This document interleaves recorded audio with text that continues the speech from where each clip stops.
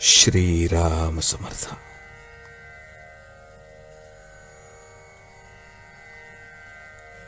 भगवंतावर अकारण प्रेम करावे.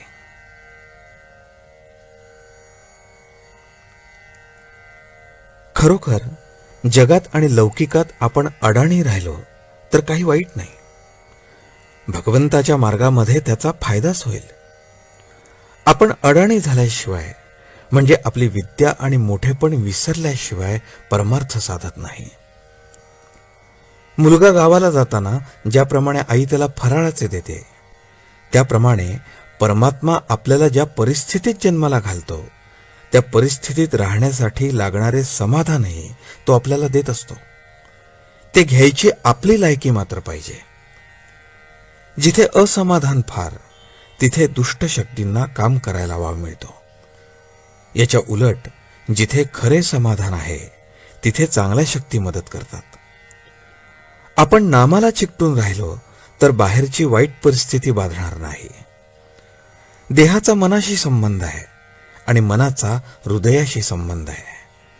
म्हणून मन नेहमी अगदी समाधानात ठेवावे, म्हणजे प्रकृती चांगली राहून आयुष्य वाढेल. स्वार्थ सुटताना पहिल्याने मनुष्य व्यवहाराच्या चौकटीत बसणार नाही. जो येईल त्याला तो आपलाच म्हणेल. पण परमार्थ मुरला की तो व्यवहार बरोबर करून शिवाय निस्वार्थी राहील.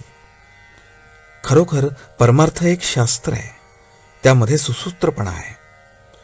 व्यवहार न सोडावा, पण विषयाकडे गुंतणारी आपली वृत्ती भगवंताच्या आड येते, म्हणून तिला भगवंताकडे गुंतवावे. भगवंताची खरी आवड उत्पन्न झाली पाहिजे.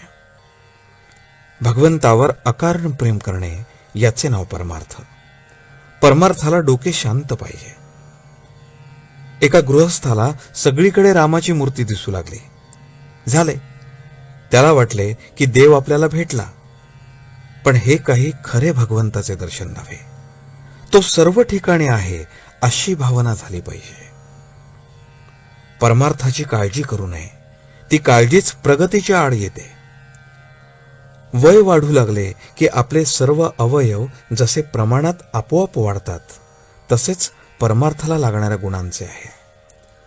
आपण साधन करत असताना आपली प्रगती किती झाली हे सारखे पाहू नये.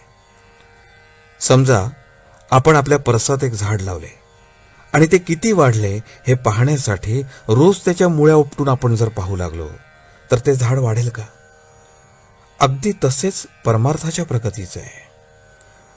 मनुष्याला परमार्थ किती साधला हे त्याच्या बोलण्यावरून आणि दृष्टीवरून ओळखता येते.